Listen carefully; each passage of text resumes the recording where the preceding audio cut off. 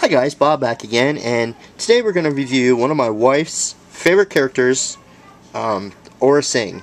And this is the 12-inch figure of hers, and it came out right about the time of episode 1-ish. I got it for her for Christmas because, you know, she's a huge Aurra Singh fan. Anyway, here you have the box. There she is right there, and there is another great one of my favorites. There's Boba Fett, and then you have all the bounty hunters across the bottom there. Let me get a little closer so you can see them. Candace, what are their names? Do you know it? Quick. Dengar, IG-88, Bosk. Oh no, I can't remember the last two. We stumped her, but anyway, it says inside. We'll get into that later. But the star of the show, Aurra Singh. That's who we're talking about. And since it's so far away, I can't even reach it. It's so far. Yes, could you open that up, please? And we'll show the people what we got here. Inside the packaging, we have, of course, the 12-inch figure, and we'll get into that. And then it comes to the book. And there's a booklet all about her, and we'll get into that a little bit later. They fit in there, kind of display piece, very cool.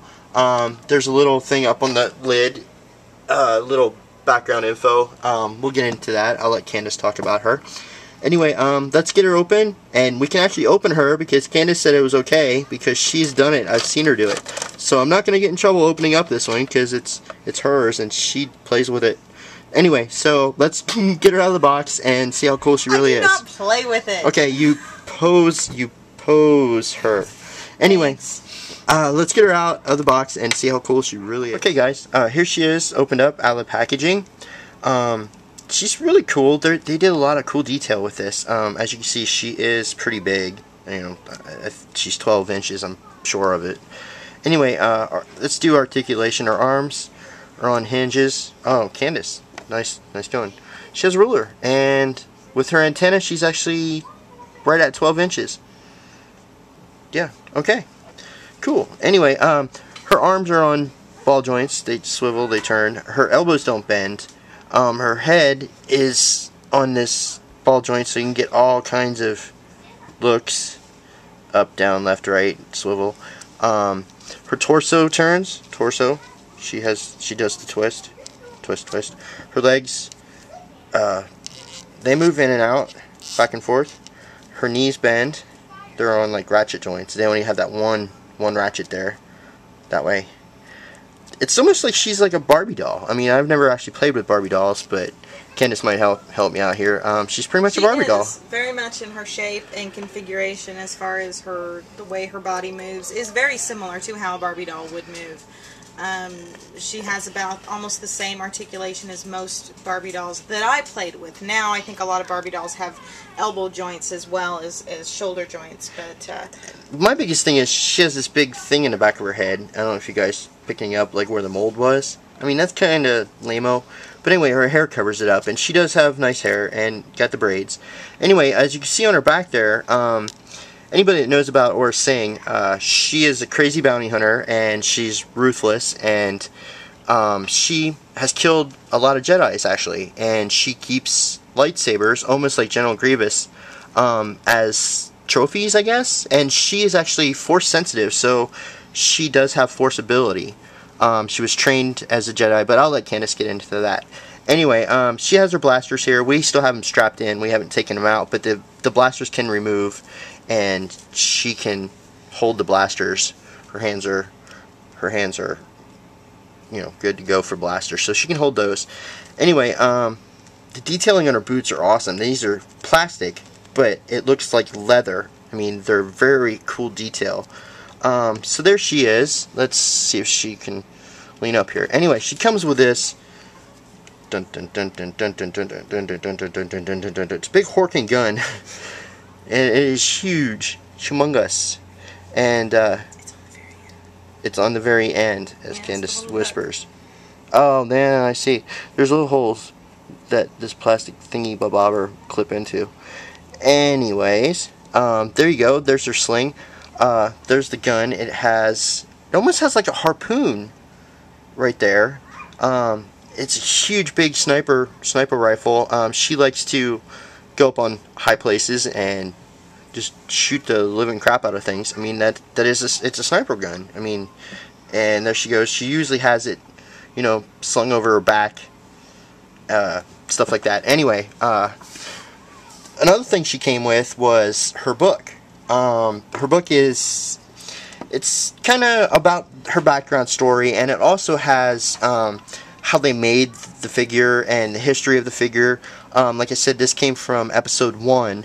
So this before the Clone Wars cartoon was out and all that stuff. So there's some details there that this is different than the cartoon that you guys have seen if you watch the Clone Wars. There's a difference between the two. In the book and stuff, it talks about that, and I'll let Candace take over now because she knows the history, because it is one of her favorite, and I'll let her tell you guys. Hi, everybody.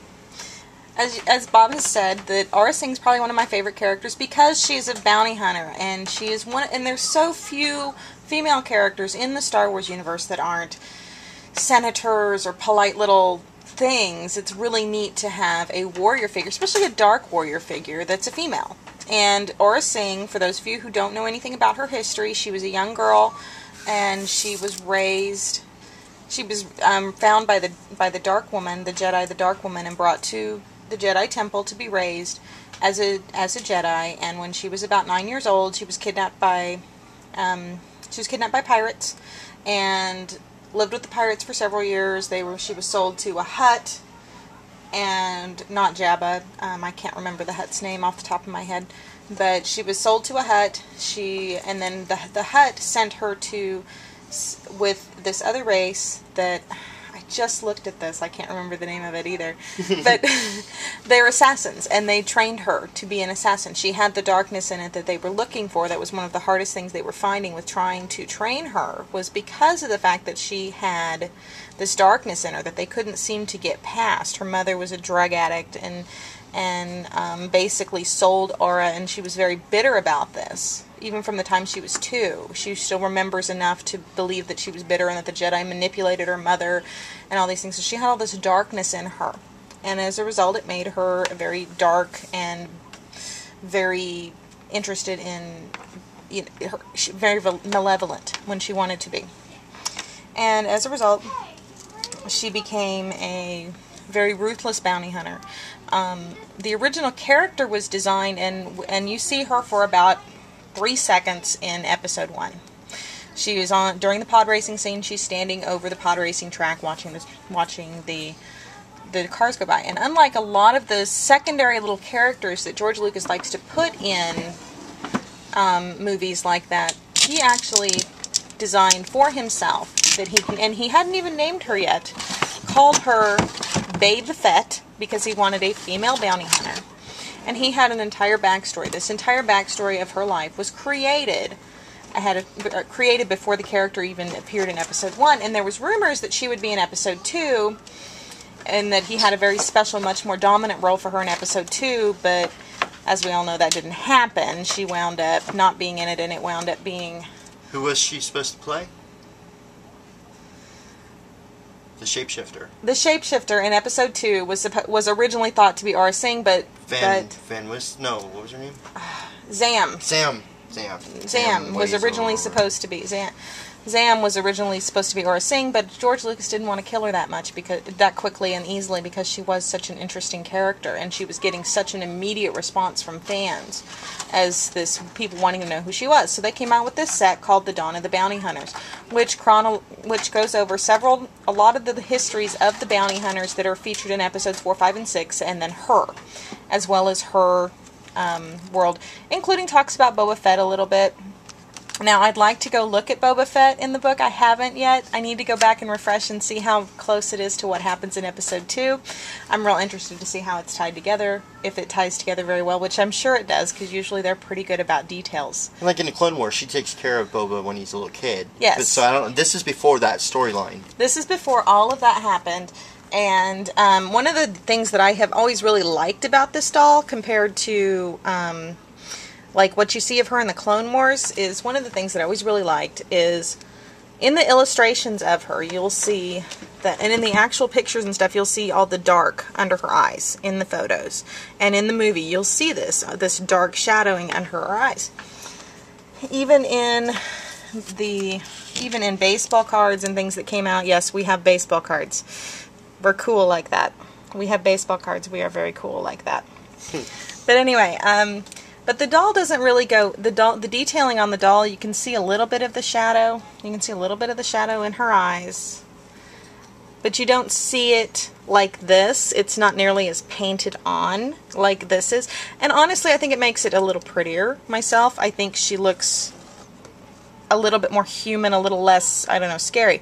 Because if you see her in the Clone Wars, they really truly emphasize that black under her eyes, and they really make her look much more menacing than she did in episode 1. As you can see, even on the doll, yes, we have the little Clone Wars clip too, and you can see on the doll, I don't know how well you can see that, it's very dark around her eyes. In the photos, it's very, very dark. In the shows, like, she has on tons and tons of makeup, they really emphasize that.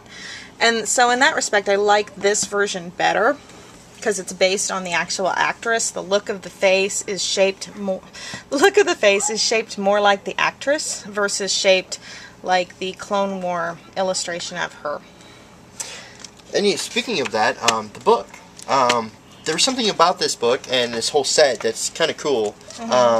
Would you like them to know what is cool about the set? Yes, we have a very special set of this, because not only do we have this set, but a very wonderful dear friend of mine went to a comic book convention, and the actress who played Aurra Singh in episode 1 actually, down just a little bit, actually signed this book for me. And that's actually the book, her signing it, so we can prove that she signed it.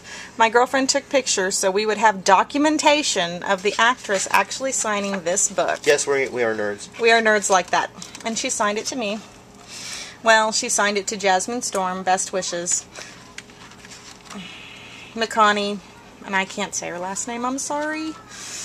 But she signed it to me, and she signed it to Jasmine Storm. My girlfriend had did that because it was one of the first books I had ever written, was about a bounty hunter named Jasmine Storm, about a dark character named Jasmine Storm, and so she had her sign the book to that for me. It's a very cool book. There's a lot of wonderful illustrations in it of Aurra and her conceptual designs. I can't really see the camera, so hopefully that's coming up pretty good.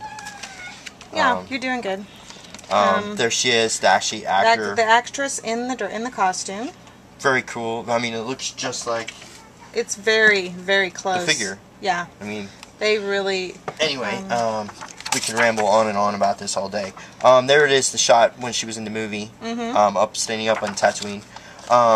One thing I wanted to get to real quick before we run out of time here. There she is, you know, actually being molded, and it goes into talking about it's a Barbie doll shape. Yeah, it's pretty much a Barbie doll. I mean, you guys can see. You can see in the it's a Barbie doll. It is a Barbie doll body. So anyway, it goes into talking about the bounty hunters and her crafts and just the lore of bounty hunters and what they were used for. And Vader used bounty hunters as his assassins a lot. I mean, he relied on bounty hunters to do his dirty work for him. What was I gonna say? There was something. Oh, about her antenna. A lot of people ask, you know, that I talked to, you know, well, Aurra Singh, what's this? I mean, what is the deal with Aurra Singh's antenna? We will answer that question for you. We can tell you. When she was working for the assassins that trained her, they did not believe, even though she was force sensitive and had been trained by Jedis, they did not believe that she was able to download pertinent information fast enough to do her job appropriately.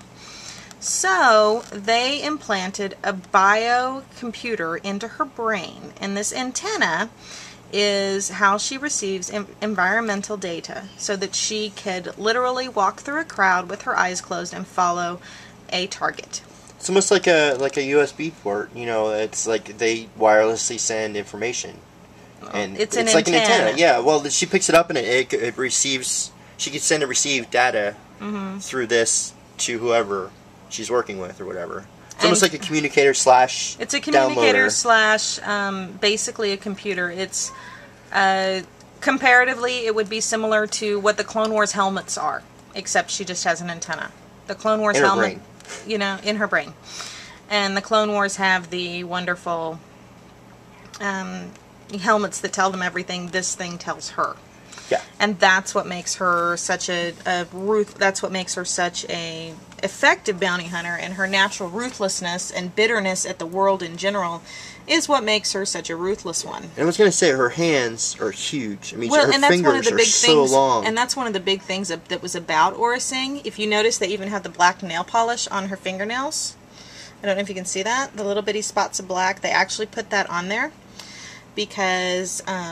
but that was one of the big things about Aurra Sing, is she had these incredibly long fingers. And that was one of the things that made her character different in the pictures, is when you looked at her, her fingers just looked strange because they were so long. You can kind of see him there.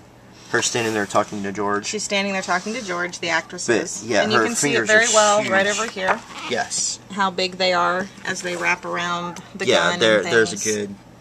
And right here, where her hand is, down here in this one. Yes, you can I see mean, it. You see how long her well. fingers are. But anyway, I think she's pretty cool, and like you said, you know... She's always been one of my favorites, and she's just... she's the darkness that, you know, they, like I said, they called her Babe Fett when they were trying to come up with a name for her when they initially created, because they wanted that kind of character that was female, because there wasn't anyone like that, really. And there wasn't, at that time in the Star Wars universe, there wasn't really anyone. You know, we really don't have that many. There's Ventress, there's Aurra Sing, and there was Zam Weasel. That was yeah, her name, yeah, there was Zam. But really, as far as, and Ventress really only came around, she's not been in any of the actual movies, she's only been in the Clone Wars cartoons. Yeah, and that was just, you know, like a filler. And I think she's really the only female that they have. Those are the only females that they have that are truly dark characters. And which is unfortunate, because females can be so much meaner than boys. Yeah, as TFG1 Mike knows, when I tried to open your figure the last time, you know, he always goes, the dark side is strong with this one. To you. Yeah. But anyway, real quick, her story actually goes into the Battle of Hoth. I mean, she was actually in episode 4 and 5 and 6. You know, she was around. She was actually in them. Well, not in the movies, but in the lore. She was actually on Hoth right after the battle. She was hunting a Jedi that was, you know, she was hunting him down. I guess which means she was around for at least 30 years. Yeah, so she's been around in the lore for a long time. So her story is very extensive. She has a very extensive storyline. Yeah, so those of you who are waiting to see her die in the Clone Wars cartoons, fat chance. She's going to be around for a long time. Not going to happen. Not going to happen. No way, Jose. Anyway, let's wrap this up, because we could talk about it for hours. But if you want to know more about her, just look her up on Google. But that's Google or Wikipedia, and these sets that we have here are currently going for, on eBay, opened, approximately $40. Yeah, and you can find them. You can get the, I think I saw one supposedly unopened set that was going for $85. Yeah, so to give you an idea, they're still around. You can still find them on eBay. It's called the Aurra Sing Dawn of the Bounty Hunters Masterpiece Collection. Yeah, and ours is cool, and it's special, you know, because it's actually signed by the actress.